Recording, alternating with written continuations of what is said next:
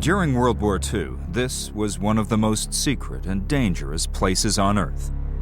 In this dense and mosquito-ridden forest in a remote part of Poland, engineers created Hitler's main wartime headquarters, known as Wolfschanze, the Wolf's Lair. It was here that Hitler came closest to death, the target of a daring assassination plot by members of his own military. It was the culmination of a dozen known attempts on his life. This is the story of those heroic individuals who tried to change the course of history. It is also the story, revealed here for the first time, of a top-secret plot hatched in London to kill the most hated man on Earth.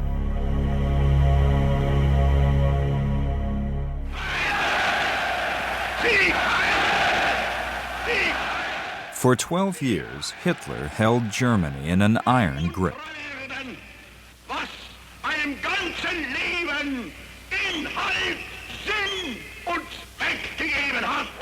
Hitler promised Germans work, bread, and good order, and had delivered. In return, he received fanatical devotion. But there were those who saw his true intentions and plotted to remove him. From the moment of Hitler's appointment, the National Socialists made certain that they would never have to relinquish power again. In other words, they established a police state. The Nazis had secured their power in Germany mainly by having all the town areas carefully organized with a party member in every block of flats, keeping an eye on exactly what was going on. In every village, there was at least one party narc, probably two, keeping an eye on how people were behaving. It is a very difficult situation in a dictatorship to be against a dictatorship. What can you do? That's the big question. That's the big question that hangs over the German resistance. Of course, try and kill Hitler, says everybody. But if you cannot do that, what do you do then? In 1938, in September, when war threatened to break out, the Germans recoiled at the prospect of another war. But they had no way of expressing their dissatisfaction. They could not publish anything, they could not speak out, they could not use the radio, they could not use a free press. There was no free press. Nonetheless, resistance grew. Freya von Moltke's husband Helmut, a lawyer and aristocrat, formed a secret group that met in this home in Berlin. The Kreisau Circle worked on plans for a new democratic Germany, but were divided on the issue of Hitler's removal from office. There are all those who said, the quicker he's dead, the better. Think of all the victims that we can save. But Helmut said, to the eyes of the Germans, Hitler must destroy himself. Let Hitler kill himself, so to speak. The other principal group of opposition to Hitler formed around Karl Gödler, the mayor of Leipzig, who tried to civilize the Nazis by working with them and failed. He believed Hitler should be put on trial. As a lawyer, he imagined if a trial were to follow Hitler's arrest, then in the course of this trial, all the awful things that had happened under Hitler's regime would be exposed to the German people, and that would free the people from the illusion that Hitler was a great leader. The first group to plot Hitler's death met in this Berlin building, the headquarters of the Abwehr, Germany's intelligence organization. Their leader was General Hans Oster. He detested Hitler, his treatment of the Jews, and his warlike intentions. In September 1938, he organized a commando group to burst into Hitler's office in Berlin and murder him. It was an audacious plan. It was an enormous step to take. You just have to appreciate that some people said, I just can't do it. On top of that, there was a question of murder, which was a problem for everybody. But as a Christian, you know that you live by forgiveness, and we all commit sins in the course of our lives. And my father knew that, and was always prepared to act, even if it meant murder. The Oster plan collapsed when British Prime Minister Neville Chamberlain came to Munich in late September 1938 and signed an accord guaranteeing, it seemed, peace in Europe. Hitler was to swiftly break that agreement, but for Oster and his group, their opportunity to kill Hitler had withered with the signing of the peace accord. In London, the British government had received several approaches from the German resistance prior to the war, warning them of Hitler's warlike intentions and seeking their help. They were rebuffed. It was pretty clear that the extent of the Nazi organization was so rigorous that the only organization that would have been competent to destroy the Nazis was, in fact, the German army, the Wehrmacht. And of course, they were on the crest of these military successes. Hitler's early military successes endeared most of the army to him. His senior generals had particular reason to remain loyal. Hitler certainly tried to bribe them and to buy them, and I would say with some measure of success. Some received large estates of thousands of acres, and some received enormous gifts of up to 1 million marks on their birthdays or on some more or less contrived occasion, and they accepted these. One can hardly expect people who accept money from Hitler to kill him. It fell to this man, the least likely of assassins, to make one of the most important attempts on Hitler's life. George Elser was a cabinet maker from the small mountain village of Königsbronn, 100 miles west of Munich. At school, he had been a model pupil. For a short time, he was employed in the local steel works. He showed no interest in politics, Hitler, or the Nazis. His great love was music. He sang in the local choir and played several musical instruments, including the double bass and the zither. 13-year-old Hans Elser, a distant cousin, sang and played alongside him. Da war ein Klostergebäude, Torbogengebäude, musiziert. We used to make music in an old monastery. He played double bass, my father played the cello. I played the violin. My violin teacher also joined in. And that's how we developed a close relationship. And my parents were very enthusiastic about Johann Georg Elser, and he became a friend of the family, so to speak. He was very obliging, but modest and retiring. Aber immer bescheiden, zurückhaltend gewesen. Elser planned his assassination with military precision. He began to build his bomb with explosives and detonators stolen from this local quarry. In August 1939, he left Königsbronn and took a train to Munich. Renting a room at 94 Türkenstrasse, he spent the day designing and perfecting his bomb. Each evening, he left his lodgings to take supper at the Bürgerbrau beer hall, his chosen assassination site. He knew each November the Nazi Party honored its fallen heroes in a ceremony Hitler was sure to attend.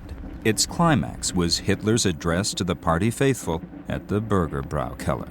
It was possible for Georg Elser to hide himself for 6 weeks running every night in that beer hall and to install an infernal machine in a pillar behind the rostrum on which Hitler spoke when he addressed the assembly. Elser's bomb went off right on cue at 9:20 p.m. on November 8, 1938, killing 8 people and injuring 63. It missed Hitler by 13 minutes. Unfortunately for Elser, Hitler wanted to be in Berlin the next morning. Therefore, Hitler had to cut short his customary 2 to 2.5 hour speech to about 1 hour and catch his train out of Munich. Wir hatten die Tatsache, dass Johann Georg Elser dieses Attentat auf Hitler. We found out from the newspaper that Georg Elser had carried out this assassination attempt against Hitler. We knew there had been an assassination attempt, but when we found out that it had been carried out by Georg Elser, we just could not believe it. Nobody in Königsbronn would have believed that he was capable of it. That was perhaps because he had never expressed any political views. As far as we were concerned, we knew nothing about his political opinions. his attitude. Nicht bekannt war, seine Einstellung. Hitler was shocked by his close encounter with death, and his security was tightened. He believed Elser had received help from British intelligence. He was made a personal prisoner of the Fuhrer and placed in solitary confinement. A show trial was planned for the end of the war when Elser would face charges with his criminal British associates. Hitler was wrong. Elser's gallant attempt had received no help from the British, but it was not long before they too were drawing up their own plan to kill the Fuhrer.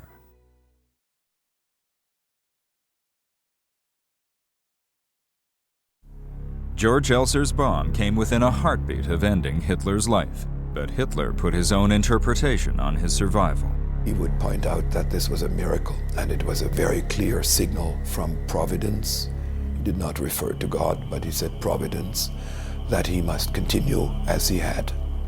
In his view, he was the only one who could fulfill the call of destiny to kill the Jews, to gain the Lebensraum, the living space for Germany in the East. Therefore, he had to conserve his life. Knowing where Hitler was at any given time and gaining access to his presence were the two greatest problems facing any would-be assassin. There were the potential assassination sites, his 9-room apartment in Munich, which he used regularly from 1929 until the end of the war. There was the Reichschancellery in Berlin, Hitler's seat of government, and where he had his apartment and main office. There was Hitler's military headquarters, the Wolfslayer in East Prussia, with its heavy fortifications. And in the Bavarian Alps near Berchtesgaden, there was Hitler's hideaway, his villa, the Berghof. For a period of about 20 years, from 1923 through 1944, Hitler was here on this mountain for a minimum of 2 months of each year, transforming it into a southern headquarters for the Nazi Party. Hitler loved the Berghof. There he was relaxed and accessible, but the vigilance of those around him never failed. In those days, it was certainly possible to carry a pistol into Hitler's presence if it was someone carrying the pistol whom Hitler trusted or whom Hitler didn't suspect. But if someone was suspected, then of course he would be very closely watched, so that people found their wrist was grabbed as they reached into their pockets for a handkerchief. And it would have been probably impossible for someone to pull out a pistol, take aim, and make a fatal shot before their hand or arm would have been knocked up or down by one of the adjutants. And of course the shot had to be fatal because there wouldn't be a second one. The bodyguards closest to the Fuhrer were the SS Begleitkommando. Rochus Meach was a member of that elite group for 5 years. Wir waren etwa 20. There were about 20 of us that had the task of protecting Hitler. We were the innermost circle, his last line of defense. Everywhere Hitler went, we went too. Whether it was in the Führer's apartment in the Reichschancellery, whether it was at the Berghof in Berchtesgaden, all headquarters, no matter where, even if the headquarters was on the train when we were traveling. We were on the train too, and our carriage was the one always next to Hitler's. And when we were on the move, we were always with him. Whether it was in a car, it didn't matter. We were his bodyguards. Dazu waren wir Bodyguard. Once Hitler left the security of his home, the risk of assassination increased. But consideration had been given to his safety. His Mercedes was armor-plated, its windows were bulletproof, the tires were of special construction. Each had 20 chambers. If a bullet hit one of those chambers, the tires remained inflated and the car would continue to accelerate. The vehicle was supercharged and could outpace pursuers with ease. Hitler made many of his intercity journeys by rail, but again, his personal security had been very carefully considered. He was very well protected. First of all, he had his own train on which no one traveled except himself and his adjutants and perhaps his cook or anyone he wanted to come along. Secondly, when he used his train, the district directors of the railway were required to ride a locomotive in front of the train at a distance of about 10 minutes ahead of the train down the tracks, so that if anything untoward befell, it would befall them and not Hitler's train. Similar measures protected Hitler's personal plane against saboteurs. The service personnel were specially selected and guarded. His pilot always took a precautionary test flight before each journey. This meant that a bomb planted on the plane, which could be activated by altitude change, would explode before Hitler boarded. There were further precautions. Hitler was sitting in a seat with a parachute. The back support contained a parachute. The floor was armor-plated where Hitler sat, so that in case there was anti-aircraft fire, presumably Hitler would be somewhat protected. But not every aspect of Hitler's life was so heavily protected, according to Rokas Mich. For example, if he were in Munich, he had a private apartment in Munich. His housekeeper was Frau Winter. We had the apartment below his. It was a normal apartment building where the people who lived there just went in and out. We didn't check up on anybody. When he dined out, he used to go to the Osteria, a restaurant he had used in the early days. He would go there on the spur of the moment, and we would go there unannounced. The other customers were there. They weren't pushed out. So we went inside. There was a side room reserved for Hitler and his entourage. It was quite private. And that's why we, his bodyguards, were there too. Dazu hat seine Bodyguard gehabt. So where was Hitler most vulnerable? There was a major gap in his security, which only those closest to him knew. Ja, von mir aus gesehen, die Führerwohnung in Berlin. As far as I'm concerned, I would say that the Führer's apartment in Berlin, the one in the Old Reich Chancellery, was the least well guarded of all. Apart from at night, when there was a guard in the garden. But on the other hand, you could walk straight in the apartment off the street. It opened directly onto the street, and you could simply walk straight off the street into the building, and there was only one guard. Suppose someone wanted to get to Hitler and had sprayed something in my face so that I became confused and incapable of action. All that person had to do is walk up the 22 steps, and he would have been right in the heart of Hitler's lair. The bedroom, living room, and office. And in fact, one could easily have kidnapped Hitler. There was just one guard. Ja, ist ja bloß nur ein Posten. But the enemy in England did not have that inside information and were formulating their own plans to remove Hitler from office.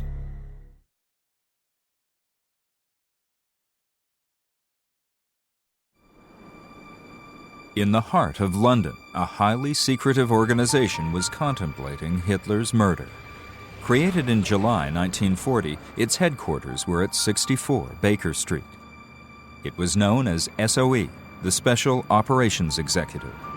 Its object was to be, in Churchill's phrase, a ministry of ungentlemanly warfare, and to conduct subversion and sabotage in enemy-occupied territories anywhere in the world. Occasionally, of course, SOE contemplated assassinations.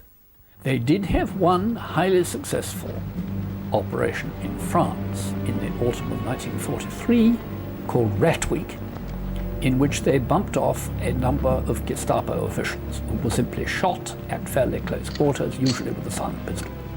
Hitler, of course, was a special case. And an operation called Foxley was mounted by SOE, contemplating actually getting at him in his country hideout at Berchtesgaden in South Bavaria and doing him in. The Foxley plan was to infiltrate a hit team disguised in Nazi uniform into the Berchtesgaden area to kill Hitler in or around his home. One person with a detailed knowledge of the Berghof security and was in charge of the day-to-day running of Hitler's home for 7 years was Herbert Döring. Also die Sicherheitsmaßnahmen am Berghof. The security measures at the Berghof, if I compare them to the way things are done nowadays, it really makes me smile. There were practically no security measures at the Berghof. There was absolutely nothing of any significance. When he wasn't there was just one man to patrol around the whole area of the Berghof, and when he was there was nobody because he had his personal bodyguard.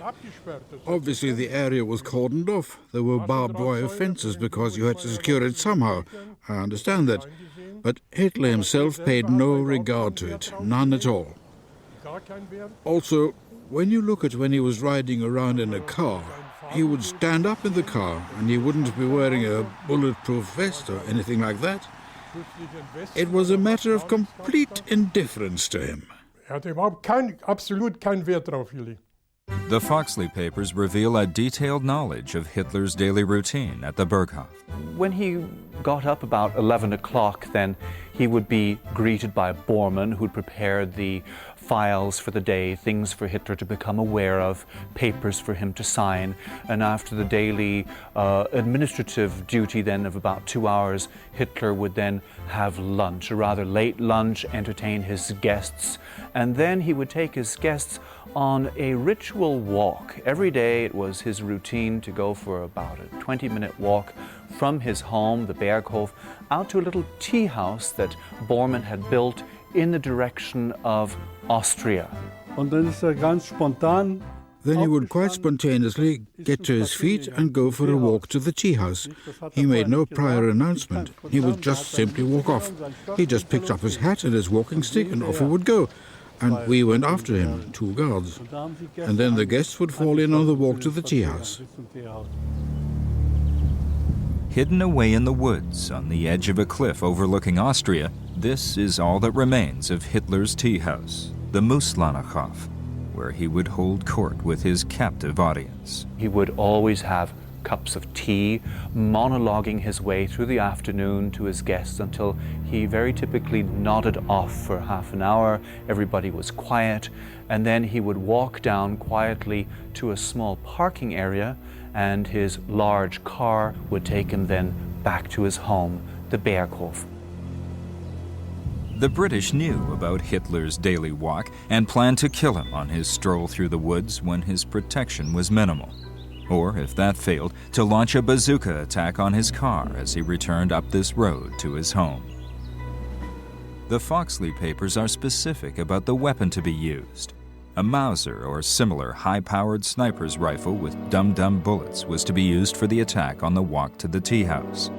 But for the assault on Hitler's car, a British Piat gun, an anti-tank weapon, was recommended, or an American bazooka. If an assassin had planned to kill Hitler at the Berghof, that would have been no problem at all. There were so many opportunities. When, for example, he walked up and down the covered walkways attached to the Berghof, from there to the edge of the forest, it was only a matter of 80, 90 meters. Somebody could easily have shot him from there. In fine weather, what he would do is walk in the garden at the back. There was a lawn with paving stones leading round it. He would walk around in a trance-like state, totally absorbed. There were strict orders that he could not be disturbed, no matter what. If there was a telephone call, the adjutant could not interrupt him. He would march up and down like this for up to 1.5 hours at an unbelievable speed. Left about turn, right about turn. He was completely switched off. And he used to do some of his typical gestures in an ecstatic state. It was interesting to watch him, at least interesting for me to watch him. I don't know why. I was seeing the real man. He was forging these gigantic plans, and he would stop for a while, and then off he would shoot again, as if under orders, like a sprinter. The other major target favored by the Foxley planners was Hitler's train, on which he traveled to Berchtesgaden. There were plans to snipe him or to fire this bazooka against him when he was either getting in or off his train. The train features again because there were some highly speculative thoughts that they could perhaps poison the water on Hitler's train, and so to introduce a poison that would be quite slow reacting, had no antidote, but would kill anybody who had taken any of this water within a matter of a week or so after it had been ingested. In SOE's murderous plans, the morality of assassinating Hitler was not a major issue, but the fear of Nazi reprisals following their leader's death was. When contemplating killing Hitler, the High Command of SOE remembered, of course, a highly successful operation, on the whole, in the summer of 1942, when the Czechoslovaks and SOE, working in combination, had managed to kill Reinhard Heydrich, the Reichsprotector of Bohemia and Moravia. Ghastly reprisals followed. About 5,000 Czechs were assassinated. Two whole villages, Lidice and Lezaci, were both wiped out and all their grown-up inhabitants shot. Most of the children sent away to concentration camps. Even so, SOE was proud of the operation, but again were aware that the reprisal cost for killing Hitler, particularly for failure, would be absolutely ghastly. And this was not something to which they wanted to subject even the German population. But it was a small group of Germans who were to make the most determined attempt to kill Hitler, irrespective of the consequences.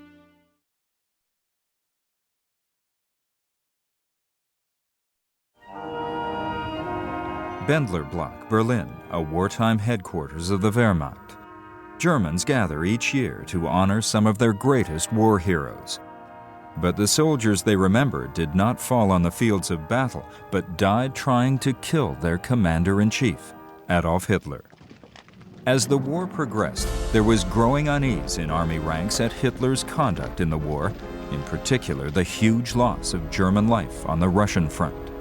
Although resistance elements within the military remained active, they lacked the means and opportunity of getting close enough to Hitler to kill him. Henning von Tresckow, a charismatic officer based on the Eastern Front, was the most persistent plotter against Hitler. He gathered around him men with similar spirit. One of them was Freiherr von Boeselager. Tresckow was guided by his conscience, and the pogroms against the Jews in 1938 convinced him that Hitler had to be killed because it was obvious that Hitler could not be removed by democratic means. Time after time, Tresckow's attempts on Hitler's life were thwarted. There was a plan to kill Hitler while on a visit to army headquarters in Smolensk in 1943. He was to die in a hail of bullets while at lunch in the officers' mess, but a senior general vetoed the plan at the last minute. There was a time bomb that Tresckow had placed on Hitler's plane, hidden in a Cointreau bottle.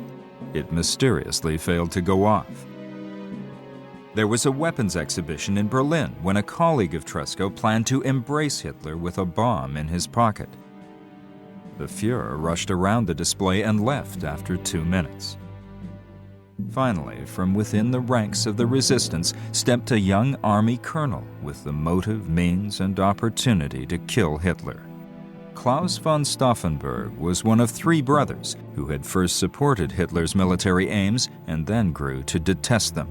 But he had one major disadvantage as an assassin. Stauffenberg was the only officer, the only top-ranking officer who was willing to carry out the assassination attempt himself. If we're honest, he was totally unsuited for the task because he had lost one hand and only had 3 fingers on the other. But he was the only officer who could get to Hitler and was prepared to assassinate him. He believed a signal must be given to both Germany and the rest of the world that there was another Germany, that there was a Germany and Germans who condemned Hitler's crimes and who were willing to put their lives on the line for it. His chance came in July 1944 at a meeting with Hitler at the Wolf's Lair. His plan was to place a bomb in a briefcase next to Hitler. It was in a side room of his bunker that Stauffenberg helped his adjutant Werner von Haften prime the bomb. Disturbed by an orderly, they managed to set only half of the explosives planned. At the meeting, Stauffenberg placed his briefcase close to Hitler and left shortly afterwards on the pretext of making a phone call. Von Haften was waiting outside with a car to escape to the local airfield and their plane back to Berlin. They were leaving the main security area when the bomb went off. The driver of their car that day was Erich Kretz. Konnte ich natürlich sehen, dass eine gewaltige Of course, I could see an enormous cloud caused by an explosion, and fragments of the wooden barracks were flying through the air, and people were running hither and thither. But since I had to concentrate on the road, I wasn't able to pay too much attention to the scene. But when I look back, I was struck by the fact that I noticed no reaction from Colonel Stauffenberg or his adjutant, Lieutenant von Haften.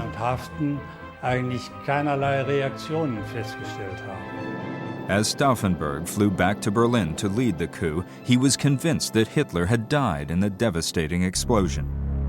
Miraculously, he had survived, protected from the blast by a table leg. He suffered only bruises and pierced eardrums, while 4 others died and several were severely injured. When news of Hitler's survival reached Berlin, support for the coup collapsed, despite Stauffenberg's desperate efforts. He said on the evening of the 20th of July, facing the failure of the coup, "They all deserted me." Shortly after midnight on July 20th, 4 of the leading conspirators were arrested, lined up against this wall outside Army headquarters at Bendler Block, and executed by firing squad. Von Haften and Stauffenberg were among them. Hitler's fury at this attempt on his life was all-consuming. 5,000 people were arrested and many tortured. In this courtroom, show trials of those who had conspired against him took place. The People's Court was presided over by the notorious Nazi judge, Roland Freisler.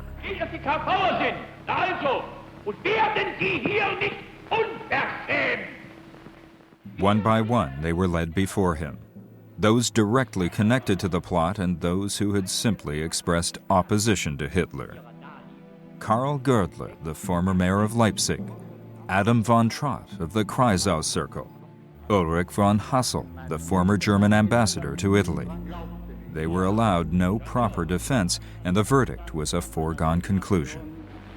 Im Namen des deutschen Volkes, Karl Gördler, Wilhelm Leuschner, Josef Wirmer und Ulrich von Hassel. The execution block at Plötzensee prison in Berlin, a place of total horror. Through this door, the accused were dragged. They were hung in the cruelest manner, by piano wire from these meat hooks, in order to prolong their death throes. The executions were filmed for Hitler's delectation. But Hitler's vengeance also spread to the families of the accused. At the time of her father's execution, 5 von Hassel was living in Italy with her 2 young sons. The order came from Berlin that I had to leave Italy with the 2 boys because there is a law which Hitler used of old times that the children and grandchildren, everyone, had to be imprisoned. We are called prisoners of kin. Fay was taken under escort to Innsbruck, where she had to surrender her 2 boys to the SS. My elder son screamed on top of his voice and moved and pulled with his hand away. He didn't want to go. Her sons were placed in a children's home and given new identities. Fay was not allowed to know where they were.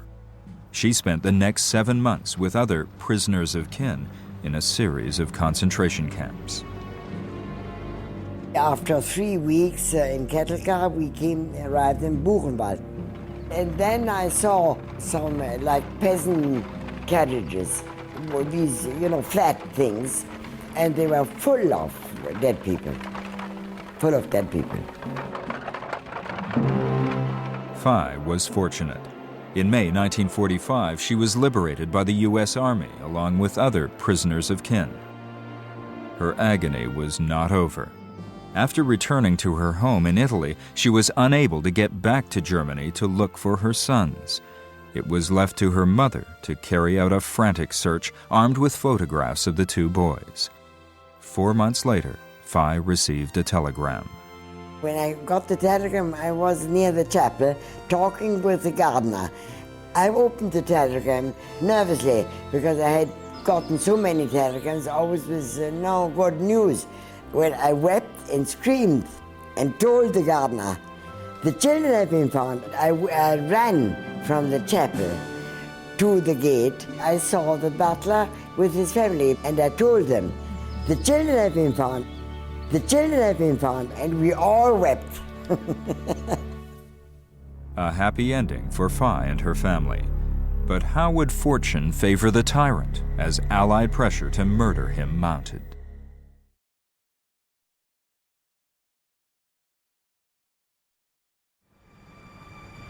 At SOE's headquarters in London, the debate continued whether or not to kill Hitler. Opinion was divided. The establishment has never been fond of assassination as a weapon of war. It very seldom happens that killing a senior person advances the cause that you're trying to advance. Who would have succeeded Hitler? Himmler was a very likely successor because he controlled the secret police and therefore controlled the country and was extremely vain and extremely boastful. He might have enjoyed trying to run Germany. Ghastly results might have followed. Goering, who was the official number 2, was by that time pretty well burnt out with drugs.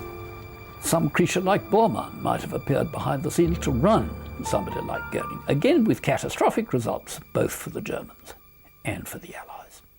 Having considered the idea of assassinating Hitler, it was not a great leap forward for SOE to begin to speculate as to whether there were some other Nazis that they might contemplate going after.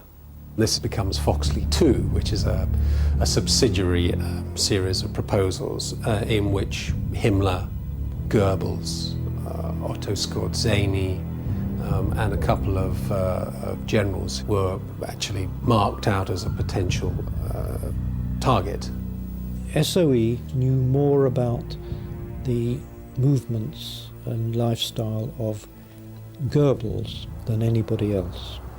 In particular, they knew that he had a country villa north of Berlin, which he retired to from time to time. He travelled usually to and from Berlin to this estate by car. He wasn't well protected, he was just in the car with the driver and one guard. It was an unmarked car. He would have been a possible target for assassination.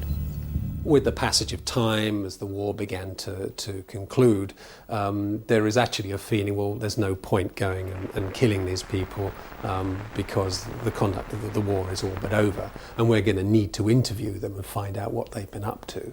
When the Allied powers could see that they were gaining the upper hand, although there were setbacks for them, as in the submarine war, they were less and less willing to even think about terms, to even think about anything less than total victory. We never gave up hope of being able to carry out such an operation, but it was generally accepted that the assassination of Hitler from outside was virtually unfeasible. So, of course, as was shown in the 20th of July plot, from the inside, it was a perfectly practical proposition. Whether indeed it was desirable or not, in any case, is open to question. Killing Hitler might very easily have made a martyr of him. That would have done no good.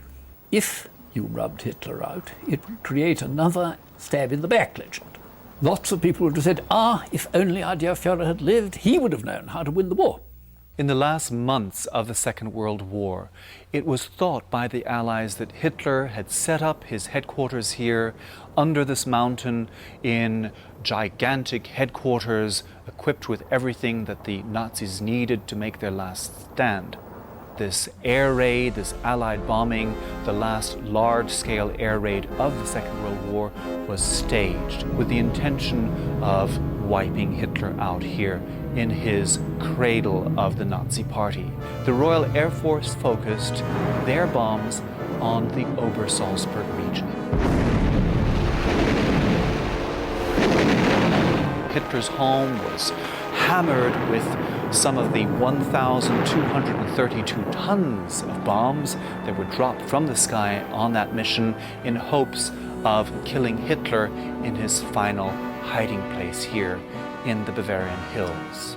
But Hitler had left his Berchtesgaden hideaway and was in Berlin, encircled by Russian troops, issuing orders to the remnants of his army from a bunker beneath the wrecked Chancellery. Naja, die Atmosphäre war ein Drama.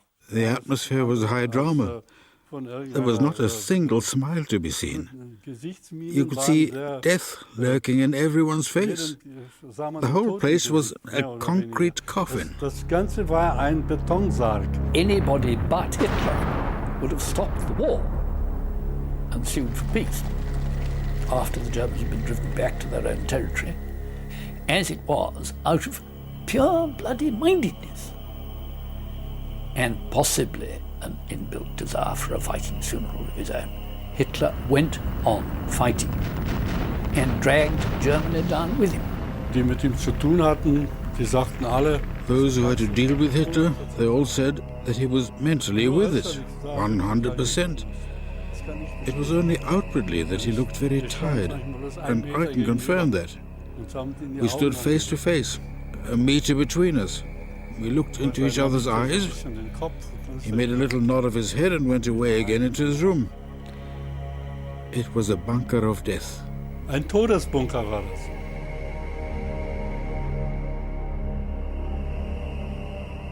Hitler was hoping for a saving miracle, but his prolongation of the war in the face of inevitable defeat had already cost Germany dearly.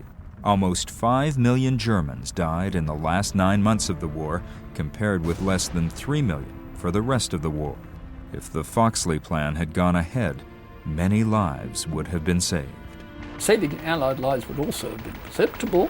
The losses in Bomber Command, which were very severe, the United States Army Air Force, which were also very severe. A lot of sailors were killed, both merchant and serving sailors in the last winter of the war, who might have lived had the war been wound up earlier. Quite apart from the Jews who were being massacred steadily. And the massacre again might have been mitigated by an earlier conclusion to the war, if you could be sure that the war was going to be concluded early by getting rid of Hitler, but you couldn't be sure of it. And then on April 22nd, Hitler made the statement that he would not leave Berlin, but he would stay in Berlin and die in Berlin, and I know that was on April 22nd. And from then on we thought that something was going to happen, that Hitler was going to take his life very shortly, was going to die. People were speculating whether he would shoot himself or take poison. That's the sort of thing that people were talking about. Hitler committed suicide on April 30th, 1945, with his longtime companion, Eva Braun. They had married the day before in the bunker. They opened the door, and then I saw Hitler with his head slumped forward, sitting in the armchair, and Eva Braun next to him, with her knees pulled up in a dark blue dress with a white collar, and, well, they were dead. And then they carried the dead bodies upstairs into the garden, through the emergency exit of the bunker into the garden. But I didn't see the burning of the bodies. And that was the end of the Nazi era. I was part of its dissolution, and that was the end, there in the bunker. War Schluss dann im Bunker.